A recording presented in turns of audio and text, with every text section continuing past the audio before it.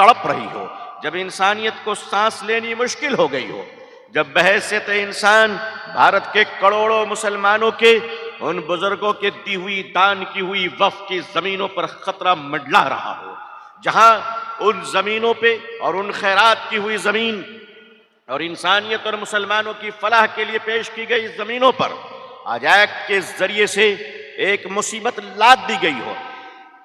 अजीजान मिल्लत, अल्हम्दुलिल्लाहि रब्बिल आलमीन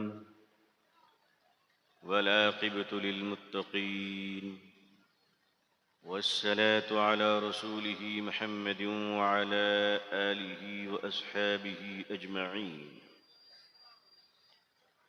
रब्बि इश्रह ली सदरी व यस्सिर ली अमरी वहलुल उक़दतम मिन लिसानी यफ़क़हू क़ौली। रब्बि यस्सिर वला तुअस्सिर वतम्मिम बिल खैर। रब्बि ज़िदनी इल्मा, रब्बि ज़िदनी इल्मा, अल्लाहुम्मा रब्बि ज़िदनी इल्मन व अल्हिक़नी बिस्सालिहीन। फ़अऊज़ु बिल्लाहि मिनश शैतानिर रजीम। बिस्मिल्लाहिर रहमानिर रहीम। लक़द ख़लक़नल इंसान फ़ी अहसनि तक़वीम। सदक़ल्लाहुल अज़ीम व सदक़ रसूलुहुन नबियुल उम्मियुल करीम। अल्लाहुम्मा सल्लि अला सय्यिदिना मुहम्मदिन व इतरतिही बिअददि कुल्लि मालूमिन लक। अल्लाहुम्मा सल्लि अला सय्यिदिना मुहम्मदिन अब्दिक व रसूलिक व अलल मुअमिनीन वल मुअमिनात वल मुस्लिमीन वल मुस्लिमात। हज़रात उलमाए किराम, बुज़ुर्गान महतरम, नौजवानान इस्लाम, अज़ीज़ान गिरामी, सामिईन इज़ाम, अबाइदीन शहर, पर्दह नशी ख़वातीन उम्मत इस्लामिया,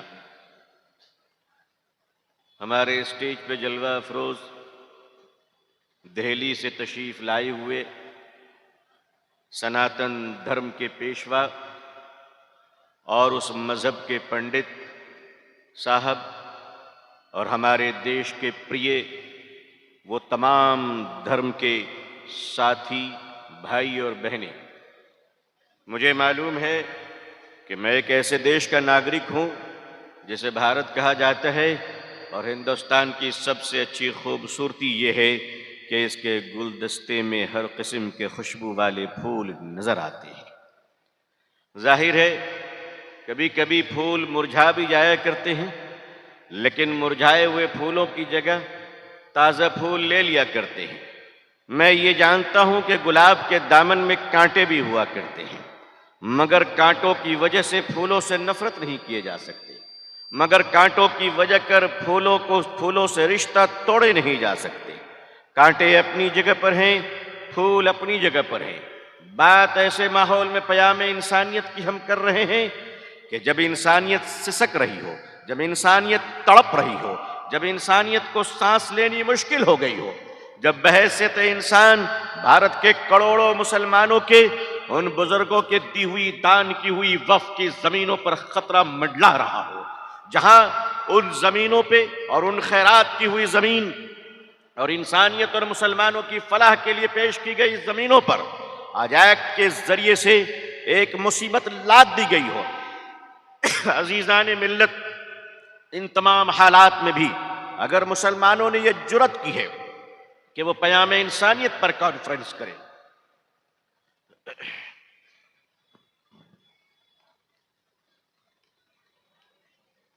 माइक की तारीफ में बहुत देर से सुन रहा था, लेकिन जब आदमी जब तक उतरता नहीं तालाब में उसे गहराई का अंदाजा नहीं होता है। इन हालात में भी अगर अल फलाह कमेटी और उनके जियाले नौजवानों ने इस बात की फिक्र की कि नहीं, लड़ाई को रंग नहीं देना है, लड़ाई को जात और धर्मों में बांटना नहीं है, बल्कि अगर इंसानियत की लड़ाई है तो तन्हा ये मुसलमानों की नहीं बल्कि पूरे देशवासियों की लड़ाई है। क्या अंग्रेजों के खिलाफ लड़ने के लिए ये पूरा देश एक नहीं हो गया था? क्या ब्रिटिश साम्राज्य को भगाने के लिए भारत के सारे लोग एकता और अखंडता के साथ अपने सीने में गोलियां खाकर भारत की इज्जत और आबरू की हिफाजत नहीं की थी? आज भी जरूरी है। मसला सिर्फ मुसलमानों का नहीं है,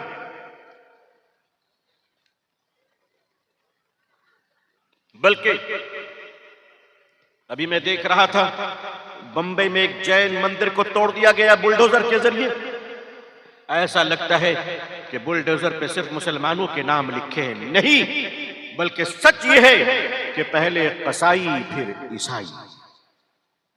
नंबर तो सबके आते हैं, माहौल सबके लिए खराब बन रहा है।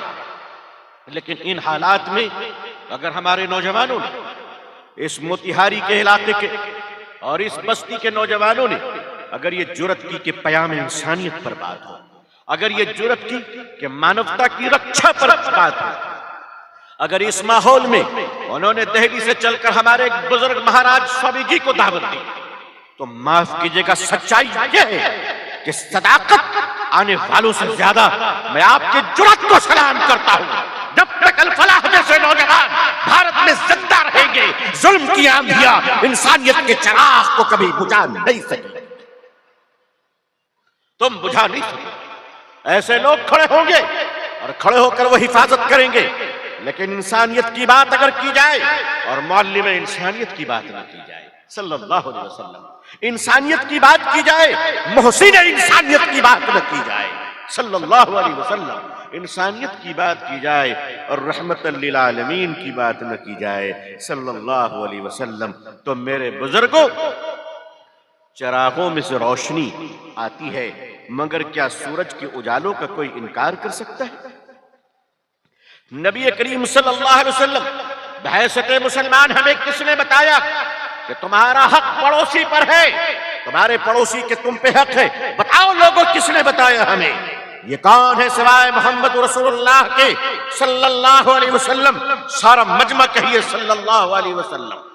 क्या आपने फरमाया कि तुम्हारा पड़ोसी, चाहे वो हिंदू हो, मुसलमान हो, ईसाई हो, जैन हो, सिख हो, किसी भी धर्म के मानने वाले हो, अगर वो तुम्हारा पड़ोसी है और वो पड़ोसी अगर भूखा रह गया और तुमने पेट भरकर खाना खा लिया, तो मुसलमानों, अल्लाह क्या तुम्हारी पकड़ हो जाएगी। ये सबक हमें किसने दिया है? हमने इंसानियत का सबक इतिहास में नहीं पढ़ा है, हमने इंसानियत का सबक नवल में नहीं पढ़ा है, हमने इंसानियत का सबक तारीख में नहीं पढ़ा है, हमने इंसानियत का सबक अफसानों में नहीं पढ़ा है, हमने इंसानियत का सबक फिल्मों से नहीं पढ़ा है। खुदा की कसम, हमने इंसानियत का सबक मोहम्मद मुस्तफा की गुलामी में पढ़ा है, सल्लल्लाहु अलैहि वसल्लम। हुजूर सल्लल्लाहु अलैहि वसल्लम ने दुनिया को उस वक्त इंसानियत का सबक दिया। मैं हक की दावत और सच की दावत रवांगे दुहल दे रहा हूं। मैं अपने भारत के 150 करोड़ लोगों के सामने एक झूठ को परोस नहीं सकता।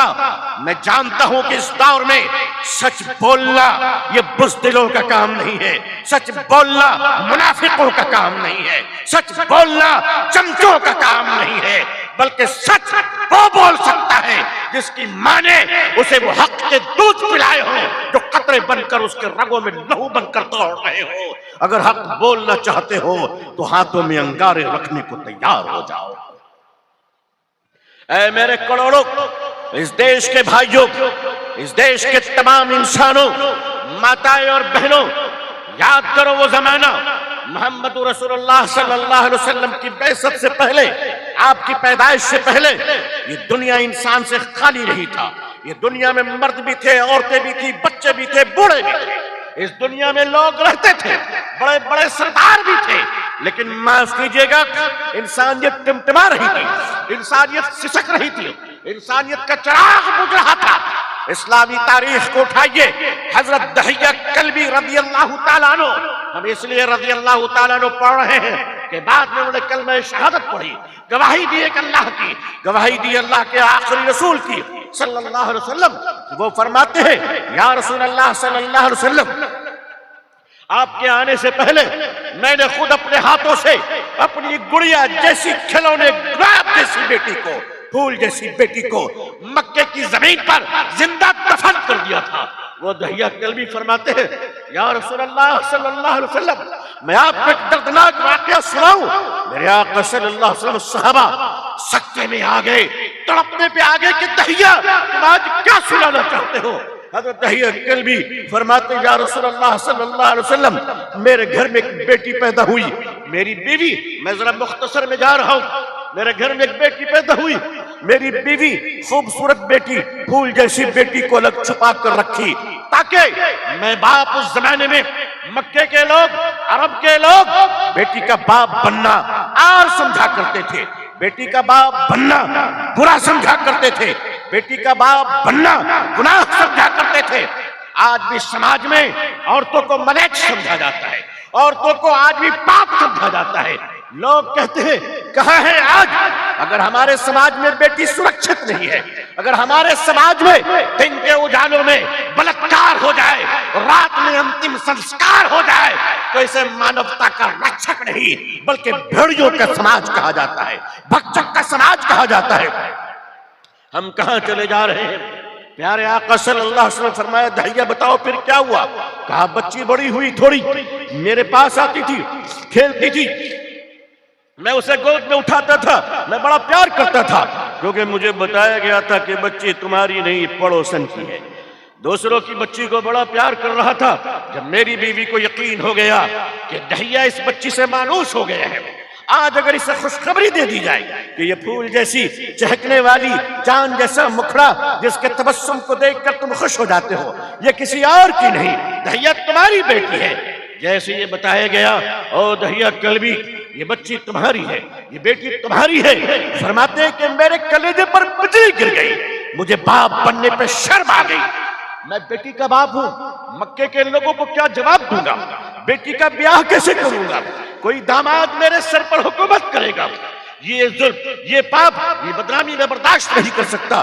फरमाने लगे, जिससे प्यार करता था अचानक नफरत आ गई, जिससे चाहता था उसे दूर करने लगा, और उसी दिन से मैं उसके मर्डर और मारने की प्लानिंग करने लगा। मेरे आका सल्लल्लाहु अलैहि वसल्लम गौर से सुन रहे हैं, सहाबा भी सुन रहे हैं। हजरत दहिया फरमाते हैं कि मैं अपनी बेटी को बहला फुसला कर, अच्छे कपड़े पहनाकर घुमाने के बहाने ले गया। मेरी बीवी को शक भी न हुआ, समझने लगी कि बाप है, प्यार तो दिल में आ ही गया होगा।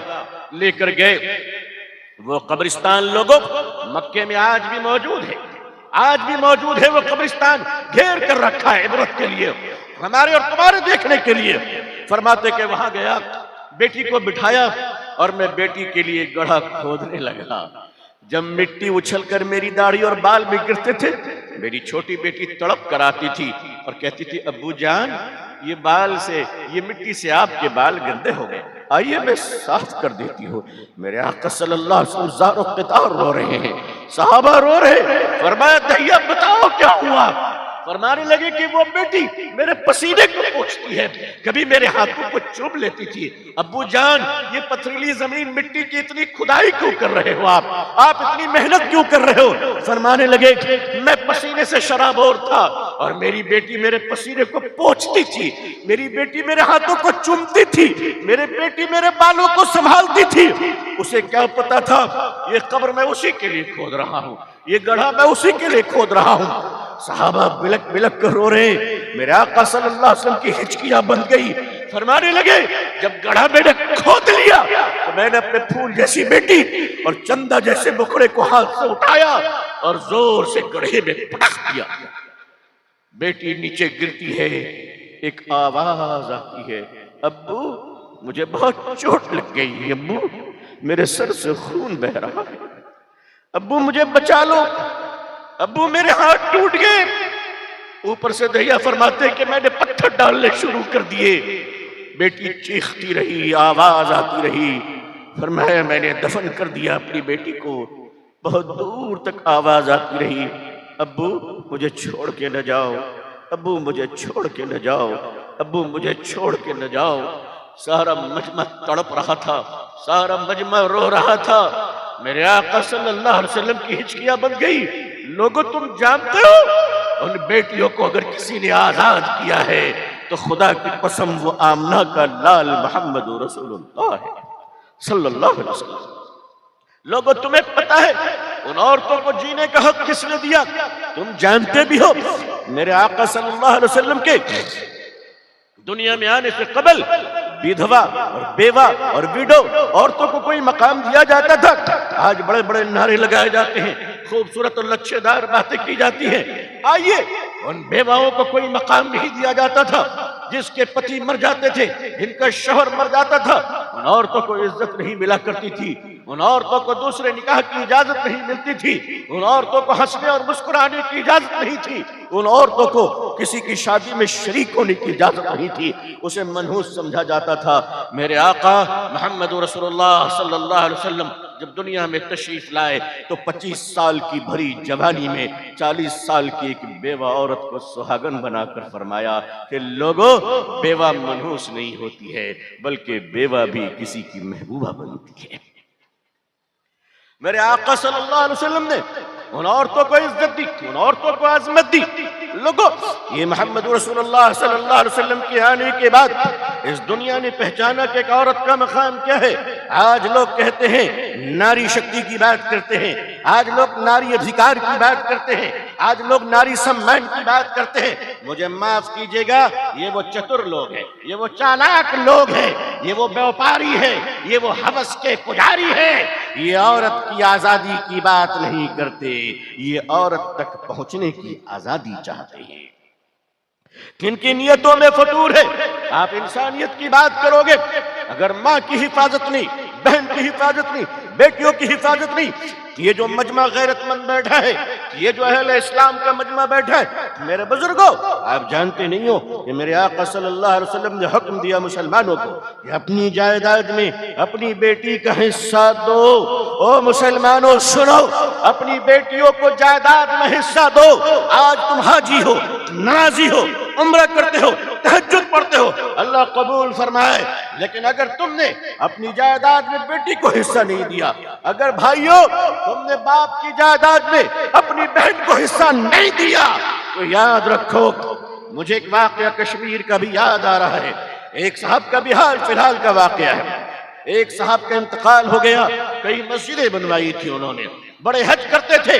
जनाजे की नमाज जब पढ़ी गई तो देखा कि खातून बुर्का पहनकर खड़ी है। लोगों ने कहा कि ये तो मरहूम की बहन है।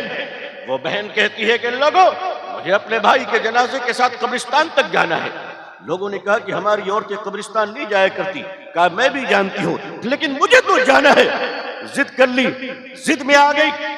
लोगों ने जब उसको दफन किया तो ये बहन उसके कब्र के पास जाकर, जानते हो क्या कहती है?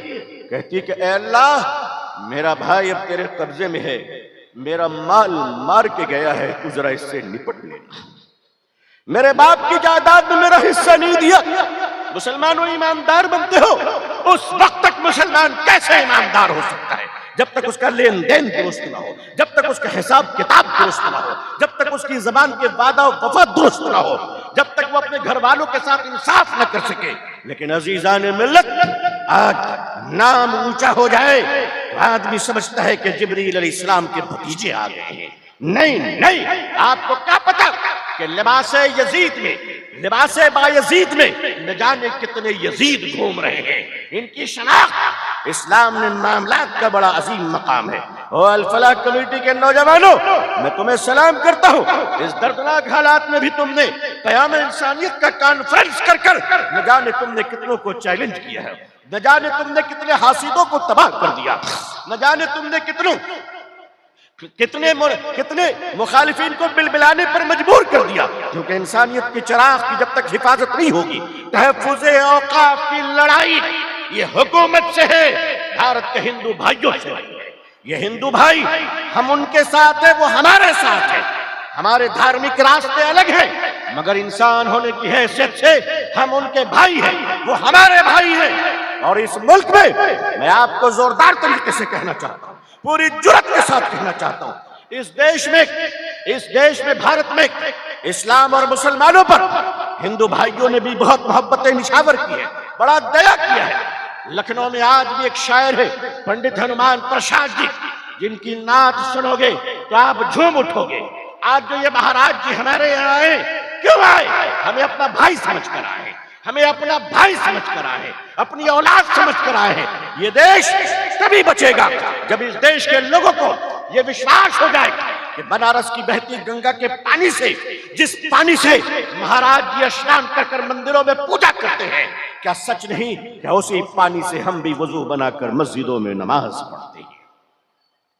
अल्लाह के नबी सल्लल्लाहु अलैहि वसल्लम ने इंसानियत की हिफाजत फरमाई, सिर्फ हिफाजत नहीं बल्कि हिफाजत की तालीम दी। इस अंदाज से तालीम दी कि नबी करीम सल्लल्लाहु अलैहि वसल्लम तशरीफ फरमाए, जंग के मैदान से एक लड़की गिरफ्तार होती है, हजरत बिलाल गिरफ्तार करके लाते हैं और फरमाते, या रसूल अल्लाह सल्लल्लाहु अलैहि वसल्लम, ये बेटी मुसलमान नहीं है, ये लड़की इस्लाम के साथ, इस्लाम के खिलाफ और मुसलमानों के खिलाफ युद्ध कर रही थी, युद्ध के मैदान से गिरफ्तार हुई है, आपकी अदालत में लेकर आया हो, बताइए आपकी अदालत इस मुजरिम की बेटी को क्या सजा देते हैं?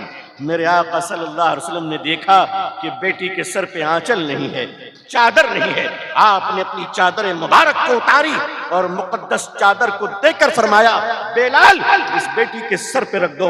हजरत बेलाल ने फरमाया, या रसूल अल्लाह सल्लल्लाहु अलैहि वसल्लम, ये बेटी मुसलमान की नहीं है, आपकी चादर कैसे दे सकता हूँ? मेरे आका ने फरमाया सल्लल्लाहु अलैहि वसल्लम, बेलाल बेटी बेटी होती है चाहे किसी की भी।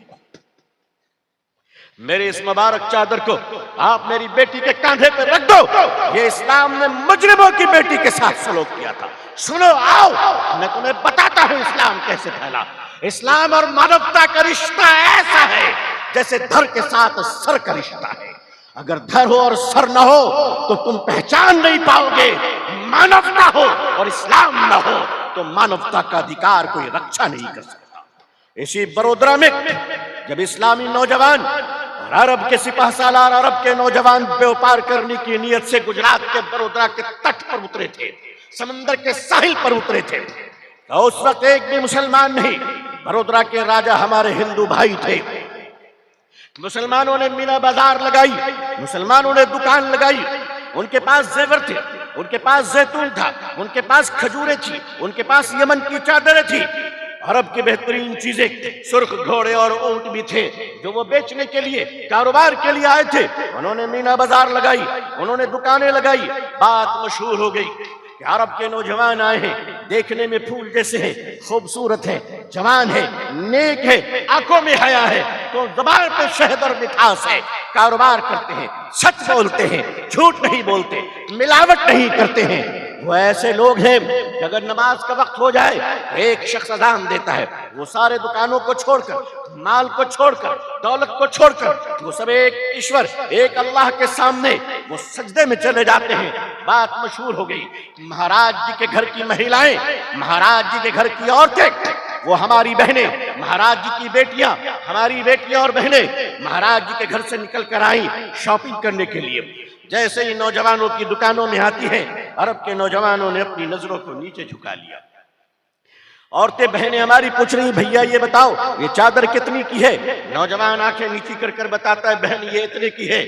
वो बहन पूछती है, भैया ये बताओ ये खजूरें कितनी की है? नौजवान नजर नीची कर कर बताता है, ये इतने की है। नजर नहीं उठाता है। उसमें से एक मुअम्मर, एक बुजुर्ग खातून पूछती है, अरे बेटे तुम तो हमारे बेटों जैसे हो, तुम नजर उठाकर हमारी तरफ देखते क्यों नहीं हो? आंखें उठाकर हमसे बात क्यों नहीं करते? नौजवानों की आंखों से पानी आ गया, आंसू जारी हो गया और कहने लगे, माता जी बात दरअसल यह है कि हम जिस रसूल के मानने वाले हैं सल्लल्लाहु अलैहि वसल्लम, उस रसूल खुदा सल्लल्लाहु अलैहि वसल्लम ने हमें व्यापार करने की इजाजत दी है, दूसरों की माँ बहन को तकने की इजाजत नहीं दी है। लोगों आओ इंसानियत को बढ़ाना है। आज आप देखिए आज क्या हो रहा है हमारे मुल्क में। 6-6 साल की बच्ची, 7-7 साल की बच्चियों को हवस के दरिंदे बख्शने को तैयार नहीं है। आज एक छोटी सी बच्ची, अल्लाह न करे, अल्लाह आप सबकी बच्ची को सलामत रखे, अल्लाह हम सबकी बच्ची को सलामत रखे, पूरे देश और दुनिया की मानवता को अल्लाह सुरक्षित रखे, सबकी औलादों को अल्लाह अच्छा रखे, खुश रखे, चाहे वो किसी भी धर्म का हो, किसी भी जात का हो, अल्लाह सबकी माँ बहन की इज्जत को बचाए, आमीन। मगर ये क्या हो रहा है? अगर एक बच्ची रास्ते में खुदा न करे बस से गिर जाती है या स्कूटर से गिर जाती है या टकराती है, ये मैं अफसाना और खाम ख्याली और तखय्युल बयान नहीं कर रहा हूं, बल्कि सच्चा वाकया है। दिल्ली की सड़क पे एक 6 साल की बच्ची, क्लास 1 की बच्ची डिवाइडर से टकरा जाती है, स्कूल वैन से नीचे गिर जाती है। छोटी बाबू गुलशन जैसी बेटी, उसके सर फट जाते हैं। मुझे नहीं मालूम वो किस धर्म की बच्ची थी, मुझे नहीं मालूम वो किस जात की बच्ची थी, मुझे इतना मालूम कि वो इंसान की बेटी थी, वो हम सब की बेटी थी। वो तड़प रही थी, उसके खून बह रहे थे। बच्ची कह रही थी, अंकल अंकल अंकल। जितने लोग खड़े थे सब अंकल ही तो लगेंगे, सारे लोग खड़े हैं। कह रही है, अंकल अंकल मेरे अब्बू को, मेरे पापा को बुलाओ। लेकिन माफ कीजिएगा, पापा तो छोड़िए, लोग अगर अस्पताल पहुंचा देते शायद वो बेटी बच जाती।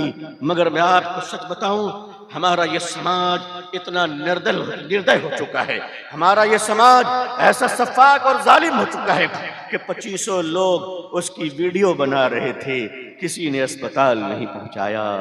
तड़पती हुई बेटी की जब सांस रुक गई तो लोगों ने वायरल कर कर कहा कि आज एक बेटी चली गई दुनिया से।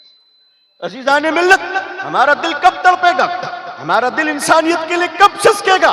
मैं मुसलमानों से पूछता हूं कि आपकी जिम्मेदारी है।